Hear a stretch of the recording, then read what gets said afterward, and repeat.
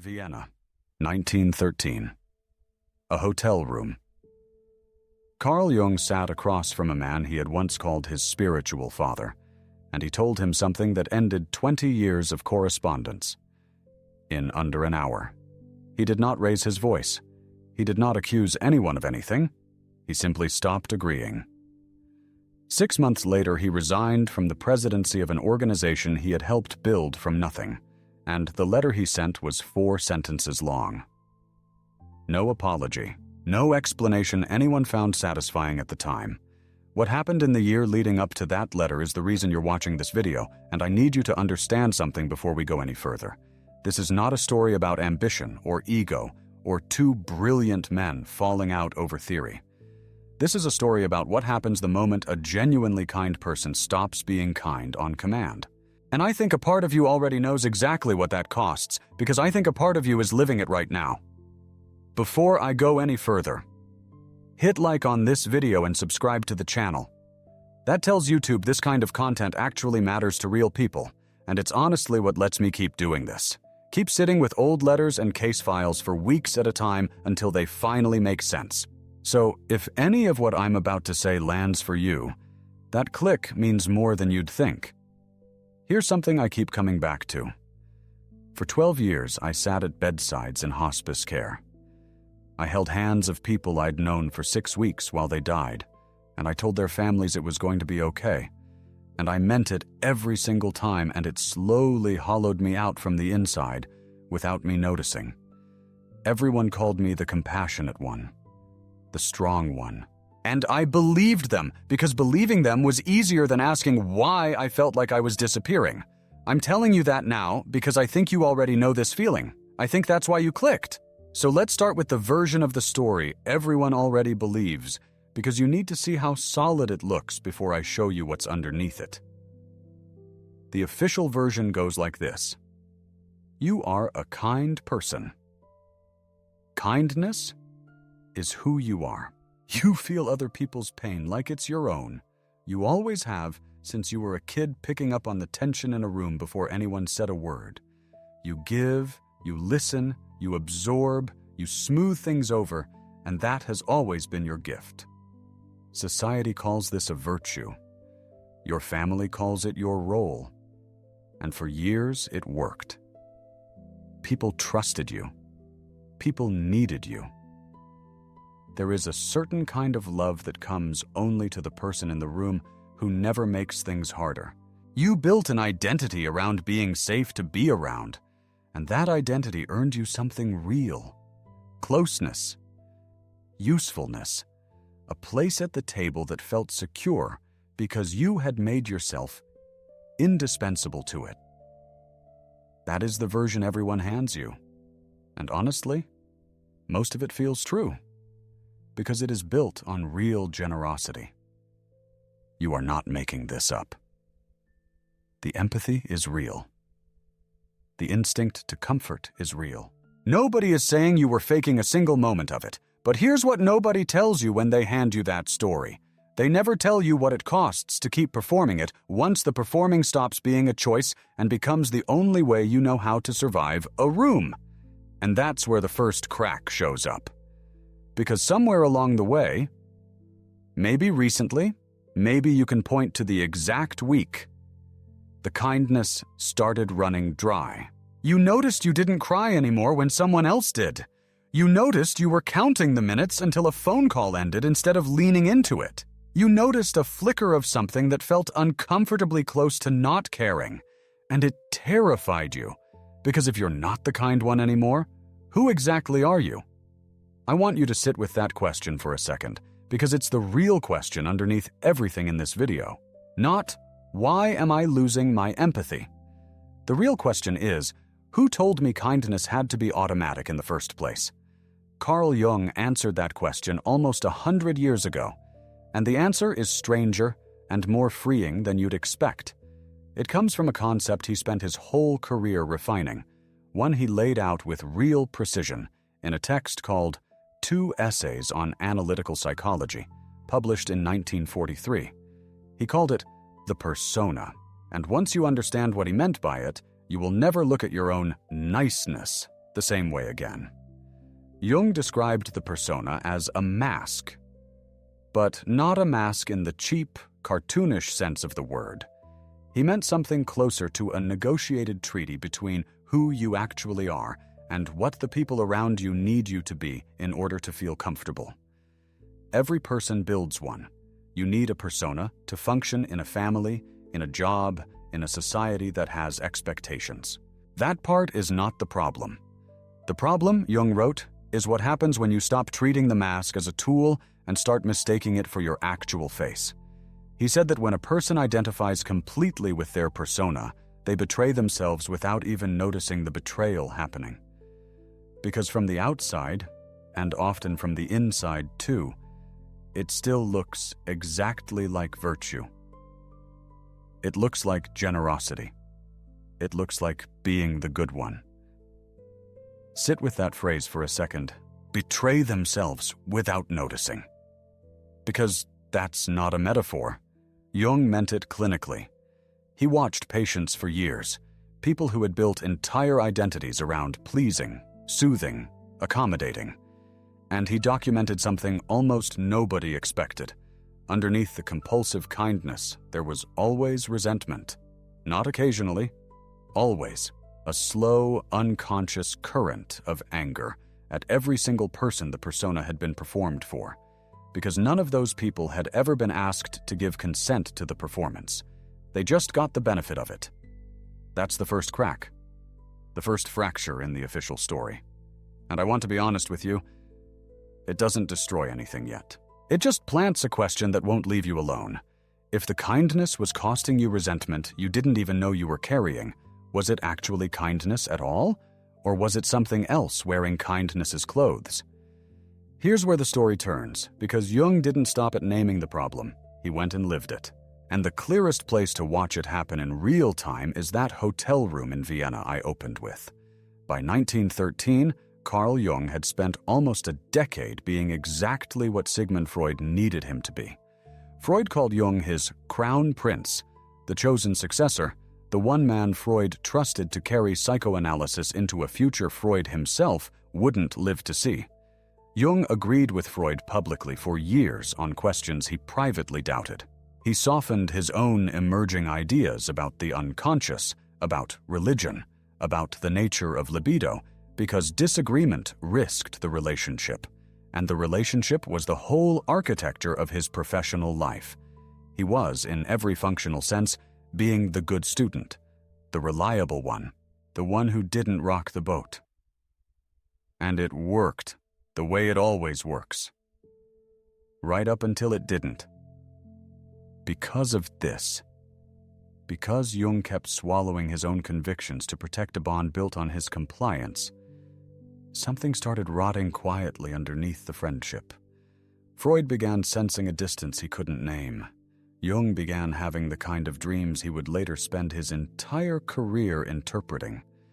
Dreams of buried houses, hidden rooms, corpses in cellars nobody wanted to look at. His own unconscious was telling him what his conscious mind refused to admit. But he kept performing loyalty anyway, because the alternative felt like losing everything he had built his identity on. Then, in 1912, Jung published a book called Psychology of the Unconscious, and in it, for the first time, he said in public what he had been swallowing in private. That libido wasn't purely sexual the way Freud insisted, that there was more to the human psyche than Freud's model allowed for. It wasn't an attack. It was honesty. But honesty, after years of performed agreement, lands like a betrayal every single time. Freud never forgave it. The correspondence turned cold, then formal, then stopped. And in that hotel room in 1913, whatever was left of the relationship quietly ended, without either man saying the words out loud. Now, stay with me here, because this is the part almost nobody talks about, and it's the part that matters most for you. What happened to Jung after the break was not relief. It was not liberation dressed up in triumphant music. What happened was a collapse. For the next several years, the period he later called his confrontation with the unconscious, Jung described himself as disoriented, isolated, at times frightened of his own mind. He kept a small stone by his desk and built miniature villages with it like a child, because he said it was the only thing that kept him tethered to something real. He started recording his visions and dreams in a large red leather journal that would later become known as the Red Book, Liber Novus, pages of strange encounters with figures from his own depths, images so intense he worried, seriously, that he might be losing his sanity. This is the part I need you to really hear. The moment Jung stopped being who Freud needed him to be, the moment he stopped performing the compliant persona, he did not become a stronger, cleaner version of himself overnight. He became, for a while, numb, disconnected, uncertain who he even was without the role he'd built his whole professional identity on. If you have felt that exact numbness recently, if you've wondered whether losing your automatic empathy means something is broken in you, I want you to notice that the man who eventually founded an entire school of psychology went through the identical thing first. Look at what that numbness actually produced, because the physical evidence of it still exists. The Red Book itself is a massive bound folio, leather, hand-lettered in a deliberate, almost medieval calligraphic script, filled with illuminated capitals and paintings Jung made himself, alone, often late at night, for close to 16 years. He wasn't dashing off private notes in the margins of a diary. He was constructing something closer to a medieval illuminated manuscript, page by page, with the same obsessive patience a monk might give to scripture. We know this because the manuscript survived intact in a Swiss bank vault for decades after his death, and when it was finally published in facsimile in 2009, scholars were startled by how deliberate the craftsmanship was. This wasn't the frantic scribbling of a man falling apart. It was careful, sustained, devotional work, built by someone using his hands to hold together a mind that had lost every external role it used to lean on. Marie-Louise von Franz, who trained directly under Jung and became one of the sharpest interpreters of his work, wrote about exactly this collapse decades later in a book called The Shadow and Evil in Fairy Tales, published in 1974. Von Franz had spent years studying old European folk tales, and she noticed something that repeats across nearly all of them. The character who is too nice, too sweet, too endlessly accommodating is almost never the hero. In the old stories, that character is usually the one who gets devoured, deceived, or destroyed, because a personality with no access to its own darker instincts has no defenses left when something genuinely dangerous shows up. Von Franz put it in terms that are almost uncomfortable to hear if you've spent your life being called the nice one. She warned specifically against what she called the naive, sentimental persona, a facade of goodness so compulsive it actually conceals a hidden hunger for control, or a passive form of aggression the person has never allowed themselves to name. Not because nice people are secretly monsters, but because a kindness that has no boundary, no discernment, and no permission to say no is not actually generosity. It's a survival strategy wearing generosity's face. And survival strategies, von Franz argued, eventually run out of fuel because they were never sustainable in the first place.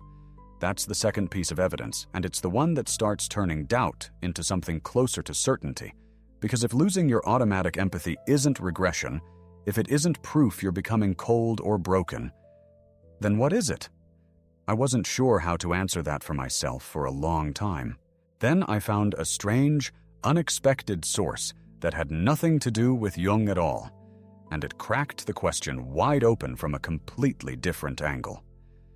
In 2016, a psychologist named Paul Bloom published a book with a deliberately provocative title, Against Empathy: The Case for Rational Compassion. Bloom is not a Jungian. He's a cognitive scientist, and his argument comes from research, not depth psychology. But what he found lines up with what Jung and von Franz were describing almost a century earlier from a completely different direction. Bloom draws a hard line between two things people usually treat as identical: emotional empathy, literally feeling what another person feels, absorbing their pain into your own body.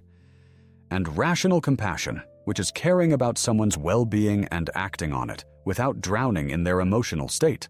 His research shows that emotional empathy behaves like a spotlight. It's narrow.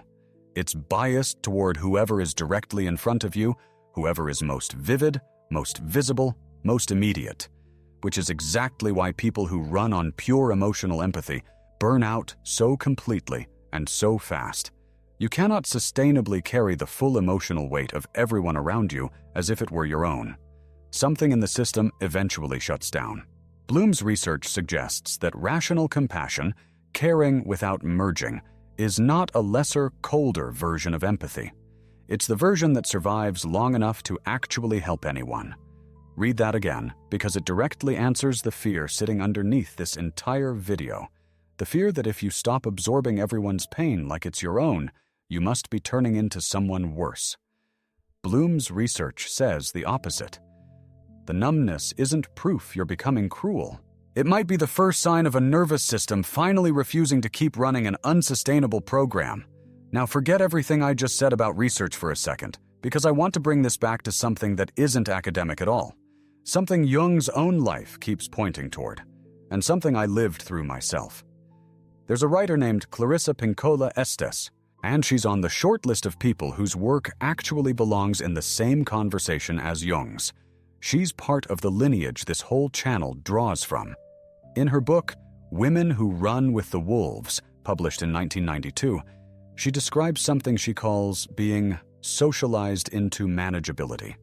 She's talking specifically about how people, often women, though not only women, get trained from childhood to be easy, pleasant, predictable, low friction. The instinct that would normally protect a person, the one that senses danger and pulls back, gets quietly overridden in favor of staying likable. And Estés makes a claim that stopped me cold the first time I read it.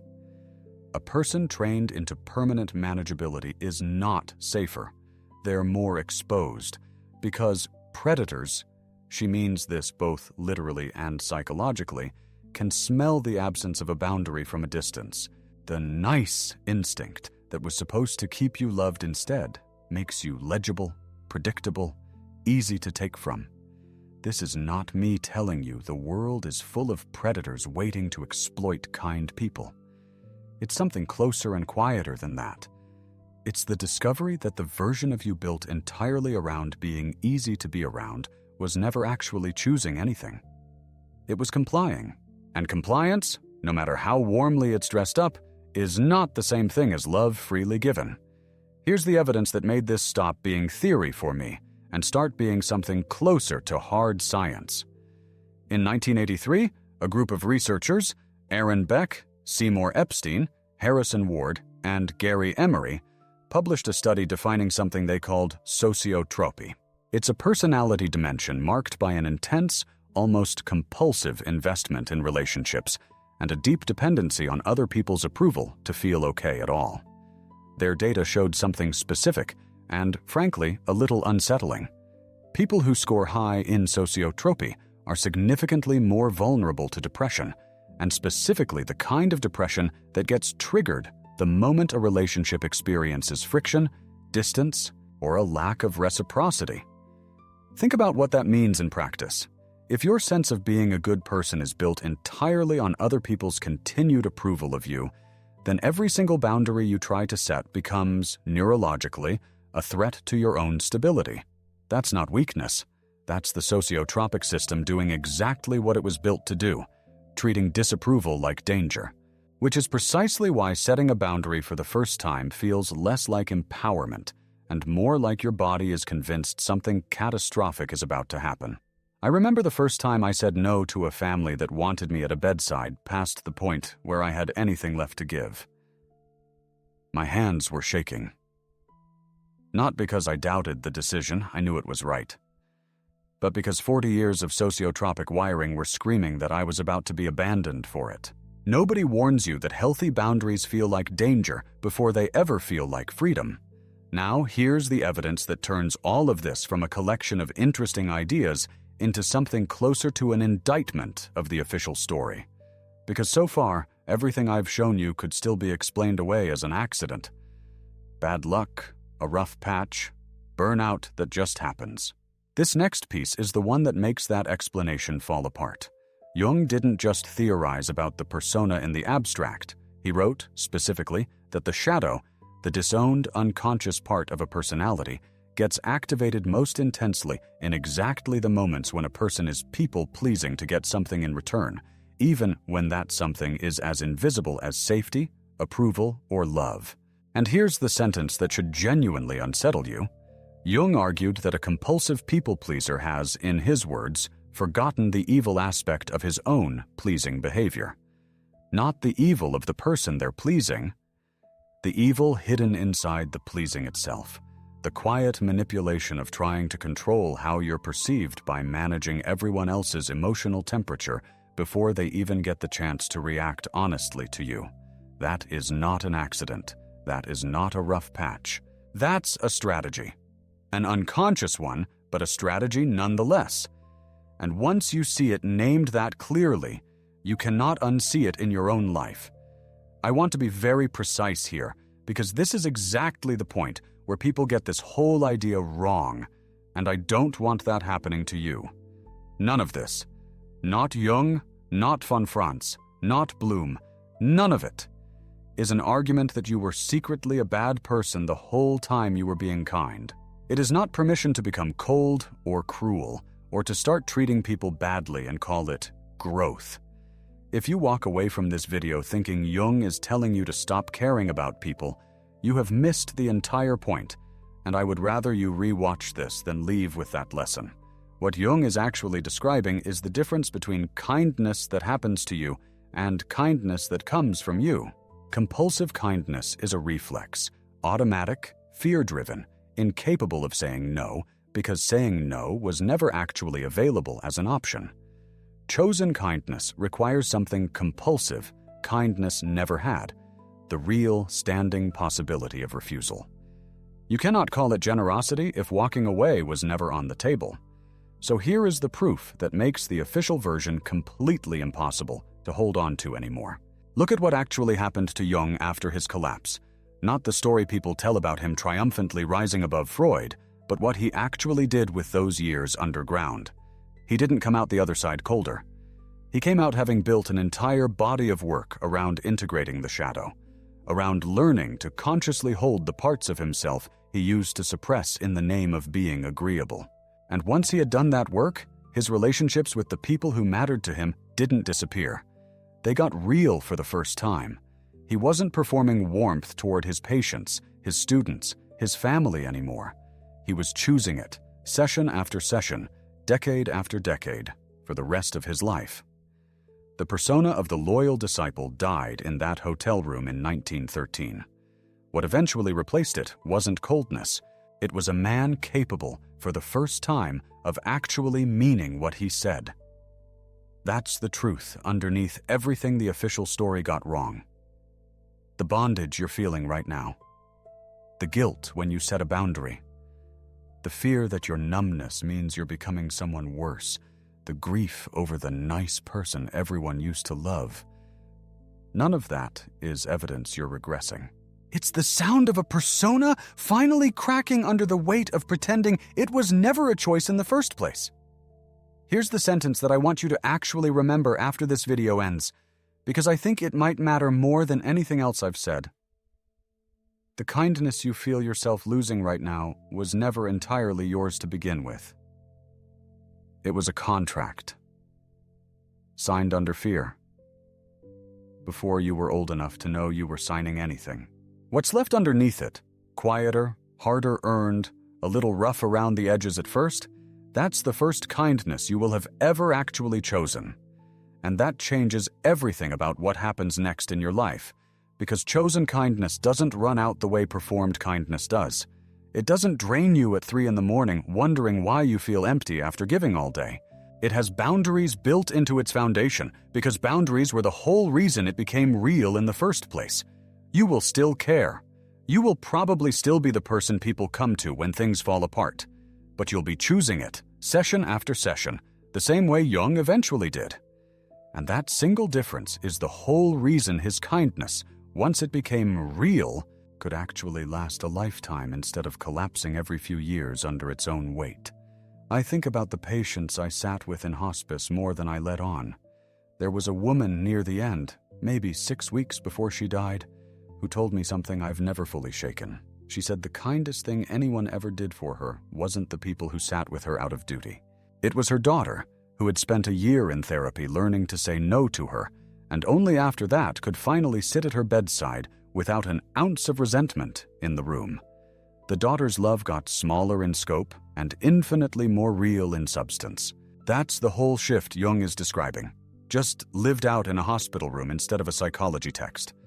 Before we get to the end here, I want to say something directly, because I know exactly what some of you are thinking right now, and I'd rather answer it than pretend it isn't there. You might be thinking that all of this sounds like a convenient excuse, that shadow work is really just permission to be selfish, or cold, or to finally stop caring about the people who need you. I understand why it looks that way from the outside, but that reading gets the mechanism backwards. Shadow work was never about acting out the darker impulses you've spent your life suppressing. It's about bringing them into conscious awareness so your ego, not your fear, gets to decide what you actually do with them. Knowing your own capacity for selfishness and choosing, consciously, not to use it. That's not weakness. That is, by every definition Jung ever offered, where real strength actually begins. And if part of you is still afraid that losing the automatic empathy means you're turning into someone dangerous, someone incapable of feeling anything at all, remember what Bloom's research actually showed. Stepping out of automatic emotional contagion and into deliberate, chosen compassion isn't a decline. It's a more stable, more sustainable way for a mind to function, not a less evolved one. The empath, who used to feel everyone's pain as if it were her own, hasn't disappeared. She's just finally learning where she ends and someone else begins. And that boundary, as it turns out, is what lets real compassion survive longer than a single exhausting decade. There's a line of Jung's I think about often, and I want to leave it with you exactly as he wrote it, because I don't think I could improve on it. He said that where love reigns, there is no will to power, and where power predominates, love is lacking. The compulsively kind persona you might be grieving right now was never actually love in its fullest form. It was a bid for safety, dressed in love's clothing, because a child who learned early that love was conditional on being easy will spend years mistaking compliance for connection. The shadow hiding underneath that mask usually isn't cruelty. More often, it's a buried, entirely reasonable resentment and a long-suppressed hunger to finally be allowed to take up space without earning permission for it first. I need to pause here and say something, because I think this next part matters more than anything else in this video, and I don't say it lightly. If you've made it this far, if any part of what I've said has actually landed for you, I want to ask you to consider supporting this channel with a super thanks. I know that's a strange thing to bring up in the middle of talking about Jung and shadow work, but here's the honest truth about why it matters. Everything you just heard, the Beck study on sociotropy, the Bloom research, the specific passages from von Franz, and from Jung's own collected works, that's not content I can pull together in an afternoon. It takes real time digging through primary sources most channels never bother touching, cross-referencing claims so I'm not just repeating whatever gets the most clicks. That's rare, and honestly, in a lot of corners of this platform, it's disappearing. A super thanks isn't a donation to me. It's a vote that this kind of careful, sourced, slow work is worth someone doing. It's you telling me, and telling YouTube, that you'd rather have the real version of this conversation than the version that just tells you what you want to hear. You're not only a viewer at that point, you become someone who's actually keeping this kind of work alive on a platform that mostly rewards the opposite. If that's you, the button's right there, and it genuinely means something. Let's bring this all the way back to where we started because I think you need to hear the full shape of it one more time before we close. Carl Jung spent nearly a decade being exactly who Sigmund Freud needed him to be, and it cost him a friendship he genuinely valued the moment he stopped. What followed wasn't triumph. It was disorientation, numbness, years of not knowing who he was without the mask he'd built his career on. He built small stone villages by his desk like a child because it was the only thing keeping him tethered to solid ground. And out of that collapse, not despite it, because of it, came the entire foundation of analytical psychology, and a version of Jung capable, for the first time in his adult life, of choosing his relationships instead of performing them. If you are sitting with numbness right now, if you've noticed you don't cry as easily when someone else does, or you've started feeling guilty every time you say no, or you're quietly terrified that the nice person everyone loved is disappearing and something colder is taking her place, I need you to hear this clearly. You are not regressing. You are not becoming a worse version of yourself. You are standing exactly where Jung stood in that hotel room in 1913, at the exact moment before anything new could be built. The kindness you're grieving right now was never fully yours. It was a contract signed out of fear, long before you had the standing to refuse it. What survives on the other side of losing it? Quieter, slower to arrive, occasionally awkward at first. That is the first kindness that will have ever actually been a choice. And a chosen kindness, unlike a performed one, does not run out. It does not collapse at 3 a.m. It has room in it for you to still exist, right alongside the people you love. The persona was never the crime. Mistaking it for your only face was. And the moment you stop mistaking one for the other is not the moment you become less than who you were. It's the moment you finally actually begin. Before you go, I want to hear from you directly, because this next question is specific to what we just walked through, not some generic prompt I toss in at the end of every video. Tell me honestly, have you noticed yourself pulling back from a role everyone else expected you to keep playing? The good one? The strong one? The one who's always fine? What did it cost you the first time you let that mask slip even a little? I read every single comment on these videos, and I promise you, whatever you write, someone else scrolling through will recognize themselves in it too. That's usually the whole reason any of this is worth saying out loud in the first place. I'll see you in the next one.